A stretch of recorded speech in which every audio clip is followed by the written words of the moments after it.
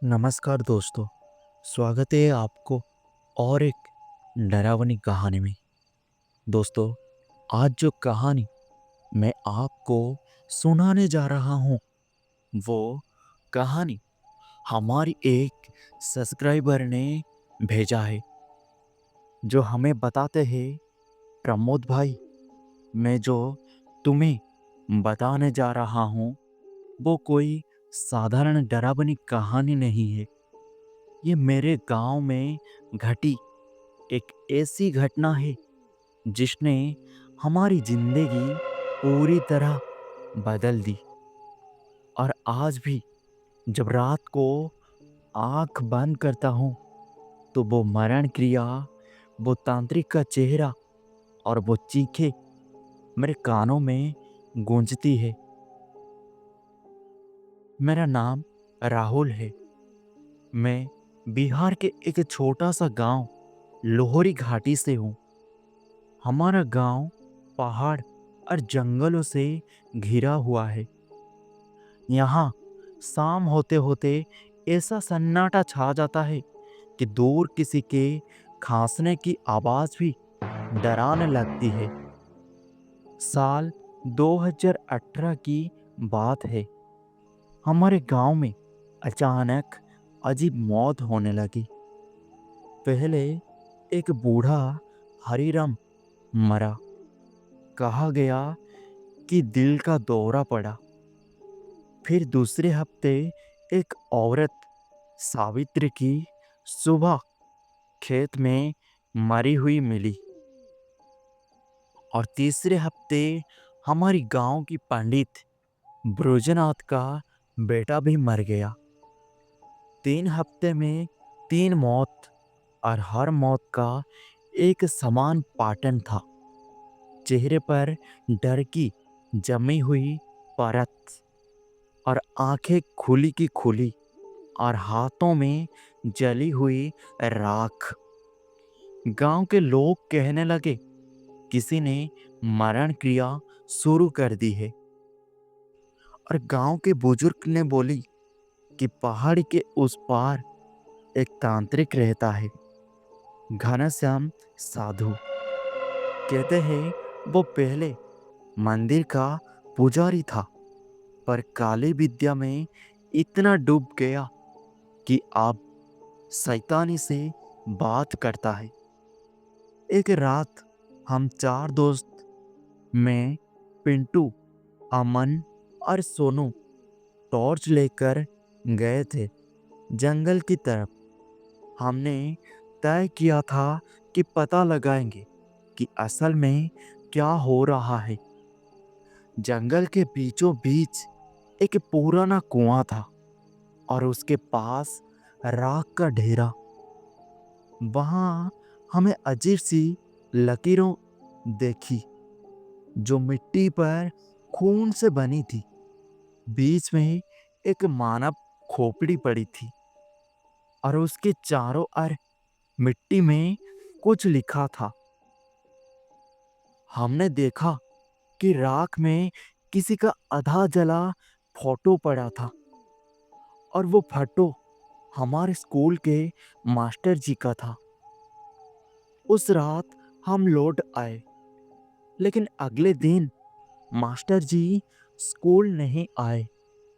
शाम को हम खबर पाए कि वो अपने कमरे में मृत मिले। चेहरा डर से तना हुआ, हाथ में राख जली हुई। हम सब सन्न रह गए। पुलिस आई, लेकिन कुछ भी समझ नहीं पाई। उसी रात से मुझे बुरे सपने आने लगे। हर रात कोई काला साया मेरे पास आता था, और वो मुझे देखता था और कहता था, अगला नाम तुम्हारा है राहुल, तुमने मेरी क्रिया तोड़ी है। मैं हर रात चिल्लाकर उठता था, लेकिन कमरे में कोई नहीं होता था। फर्श पर राख बिखरी हुई रहती थी। हमने गांव के पुराने बाबा शिवानंद महाराज को बताया। उन्होंने कहा, ये शैतानी मरण किया है बेटा। कोई आत्मा बंधी गई है जो हर 7वें दिन किसी का प्राण लेती है। इसे रोकने का बस एक ही तरीका है। उस क्रिया को जहाँ शुरू किया गया है वहीं जाकर प्रतिशक्ति करनी होगी। पर उसके लिए रात के 12 बजे जाना पड़ेगा। वही वक्त जब तांत्रिक की आत्मा सक्रिय होती है।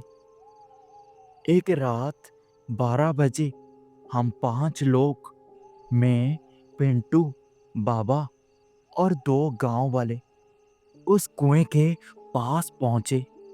बाबा ने मंत्र पढ़ना शुरू किया, लेकिन तभी अचानक हवा तेज होने लगी और हमारी टॉर्च बंद हो गई और कुएं के पास राख का ढेर खुद हिलने लगा।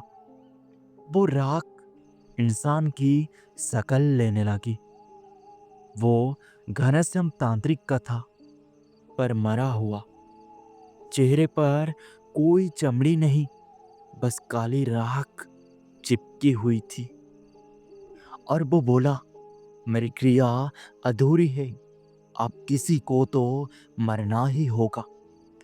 बाबा ने मंत्र ऊंचे शोर में दोहराया और अचानक बिजली की तरह एक आवाज आई और राख हवा में उड़ गई। सारे लोग वहीं गिर पड़े। सुबह जब होश आया तो बाबा गायब थे। सिर्फ उनका कमंडल और माला पड़ी थी।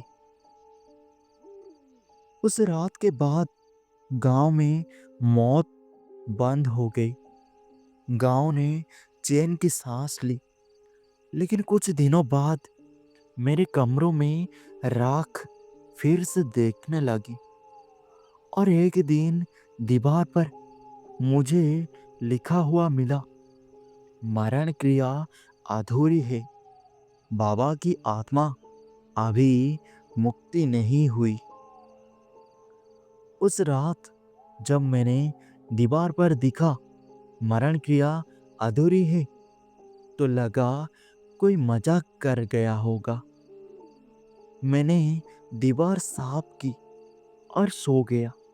लेकिन अगले दिन सुबह जब मैंने बाथरूम का दरवाजा खोला तो फर्श पर राख से वही शब्द दोबारा लिखा हुआ था, अब तेरी बारी है। मैंने माँ से पूछा, माँ, किसी ने राख फेंकी है क्या? माँ बोली, राख नहीं बेटा, मैंने तो सुबह झाड़ू भी नहीं लगाया। वो रात अभी भी मुझे याद है। घड़ी में रात के 2 बज रहे थे। बाहर कुत्ते लगातार भौंक रहे थे और कमरे में हल्की सी राख की गंध फैली हुई थी। मैंने सोचा शायद मन की वहम है, पर तभी अलमारी के पास से आवाज आई, राहुल, जैसे कोई बहुत पास हो, फुसफुसा रहा है।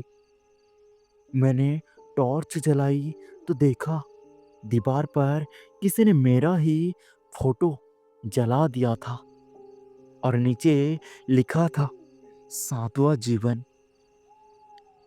मैं सीधा पहाड़ी वाले मंदिर की ओर भागा जहां बाबा शिवानंद रहते थे।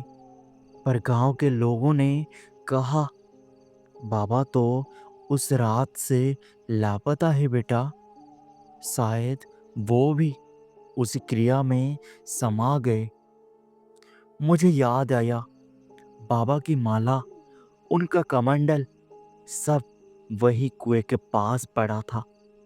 मैंने सोचा शायद बाबा की आत्मा अब उस राख में कैद है। उस रात मैंने सपना देखा, बाबा खड़े हैं, पूरी शरीर राख से ढकी हुई, और वो कह रहे थे, राहुल, शैतान ने मुझे ठिकाना बना लिया है, भाग जा बेटा, भाग जा। और अचानक उनके चेहरे पर घनश्याम तांत्रिक का चेहरा चिपक गया। वो मुझे देख के मुस्कुराया और बोला, क्रिया फिर से शुरू हो चुकी है। सुबह मैंने माँ को बताया। उन्होंने कहा, बेटा, हमें गांव छोड़ना पड़ेगा। हमने शाम को ही पैकिंग शुरू कर दी, पर जब रात हुई तो दरवाजा खुद खुल गया। बाहर कोई नहीं था, बस राख उड़ रही थी, और उसी राख से किसी की परछाई बन रही थी। पहले सिर, फिर कंधे, फिर पूरा शरीर, और फिर वो हंसी। अगली सुबह हमने कुछ कपड़े, पैसे और जरूरी सामान पैक किया और बस पकड़ने स्टेशन पहुंचे। लेकिन जैसे ही गाड़ी आई, उसका इंजन अचानक बंद हो गई। कंडक्टर ने कहा, सर, पता नहीं क्यों इस बस का इंजन हर बार इसी जगह रुक जाता है। वो जगह थी पुराने कुएं के ठीक सामने, वो कुआं जहां मरण क्रिया हुई थी। मैंने बस की खिड़की से झांका। कुआं अब ढका नहीं था। किसी ने उसके चारों ओर नए तंत्र चिन्ह बना रखे थे, और उन पर लिखा था, राहुल, सातवां जीवन पूर्णाहुति। उस रात हम एक होटल में रुके। होटल में ठहरने के दौरान मुझे अजीब चीजें महसूस हुई। आईने में मेरी परछाई हंस रही थी, जबकि मैं नहीं। और आईने की पीछे से किसी ने मेरा नाम को फुसफुसाया। कभी दरवाजा अपने आप खुल जाता था, तो कभी बत्ती झिलमिलाने लगती थी। रात के 3 बजे मैं अचानक उठकर बैठ गया। मुझे ऐसा लगा किसी ने मेरे कानों में कहा, अब तेरा शरीर मेरा है। और अचानक मेरा गला दबने लगा, और मेरे कमरे का तापमान नीचे गिर गया। मैं हिल नहीं पा रहा था, बस एक चीज देख सका। आईने में मेरे पीछे कोई खड़ा है, वो राख से बनी चेहरा, वही चेहरा घनश्याम तांत्रिक का। सुबह जब माँ उठी तो मुझे बेहोश पाया। मैंने कहा, हमें वापस गांव जाना होगा। माँ बोली, पागल हो गए हो क्या? वह फिर वही सब। मैं बोला, अगर आप नहीं गए तो वो खुद आ जाएगा। हम वापस लोहरी घाटी पहुंचे। अब गांव वीरान था। आधे लोग पलायन कर चुके थे, बाकी डर के मारे घरों में बंद रहे थे। मुझे गांव के चौधरी साहब मिले। उन्होंने बताया, रातों में फिर से राख उड़ती है। लोग कहते हैं कि बाबा शिवानंद की आत्मा कुएं में रोती है। मैंने तय किया, इस बार सब खत्म करके रहूँगा।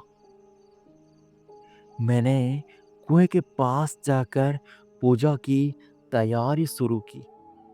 बाबा की छोड़े हुए ग्रंथ मुझे उनके कमरे से मिले। उनमें लिखा था, मरण क्रिया को खत्म करने के लिए उसी व्यक्ति को बलिदान देना होगा जिसके नाम पर क्रिया पूरी होने वाली है। मतलब मुझे खुद को बलिदान देना था। मैंने माँ को सब बताया। माँ, अब बचने का कोई रास्ता नहीं है, या तो मैं रहूं या गांव। और रात के 12 बजे मैंने मंत्र पढ़ना शुरू किया। कुआं कांपने लगा। आसमान में काले बादल घिर आए और राख से कोई आकर उभरने लगा। वो घनश्याम तांत्रिक का था, पर अब उसके साथ कोई और आत्मा भी थी। वो थी बाबा शिवानंद की, जो अब शैतान की आत्मा बन चुकी थी। बाबा की आवाज आई, राहुल, तू क्रिया पूरी करेगा। तेरा रक्त इस भूमि को शुद्ध करेगा। वो राख मेरे चारों ओर घूमने लगी। मेरे शरीर में गर्मी दौड़ गई। आंखें अपने आप बंद हो गई और कुछ मेरे अंदर उतर आया। अब मैं खुद बोल रहा था, पर आवाज मेरी नहीं थी, वो वही शैतान की थी। पूर्णाहुति पूर्ण हुई, सातवां जीवन अब मेरा। जब मैं जागा तो सुबह हो चुकी थी। कुआं फिर सुनना था। माँ रो रही थी और बोली, बेटा, तू रात को खुद कुएं में कूद गया था, पर सुबह तू बाहर कैसे आया? पर मुझे कुछ याद नहीं था। बस इतना याद था कि राख मेरे हाथों में थी और उस राख में बाबा की माला मिली थी। शायद बाबा की आत्मा मुक्त हो गई थी, या शायद वो अब मेरे अंदर बसी थी। उस दिन के बाद से मेरे आसपास अजीब चीजें होती हैं जिससे मैं डरता हूँ। वो बीमार पड़ जाता है जो मेरे खिलाफ बोलता है। उसे बुरे सपने आते हैं। कभी कभी मैं खुद बात करते करते रुक जाता हूँ, क्योंकि कोई अंदर से जवाब देता है, राहुल, तू अब अकेला नहीं है। अब मैं किसी शहर में नहीं रहता हूँ और किसी गांव में भी नहीं रहता हूँ। मैं जगह जगह भटकता हूँ, शायद खुद को छुड़ाने के लिए। पर हर जगह एक ही चीज दोहराई जाती है, राख, हंसी और वो नाम, घनश्याम साधु। अगर किसी दिन तुम्हारे गांव में कोई राख से भरी चिट्ठी आए तो उसे मत खोलना, क्योंकि शायद वो मैं ही भेजूं और उस चिट्ठी वो शैतानी विद्या अभी भी जिंदा है। दोस्तों, ये थी हमारे सब्सक्राइबर राहुल की कहानी। कुछ विद्या ऐसी होती है जिन्हें जानकर भी अनजाना रखना बेहतर होता है, क्योंकि एक बार अगर आपने मरण क्रिया का नाम लिया तो कौन जानता है वो आवाज आपको भी बुलाने लगे।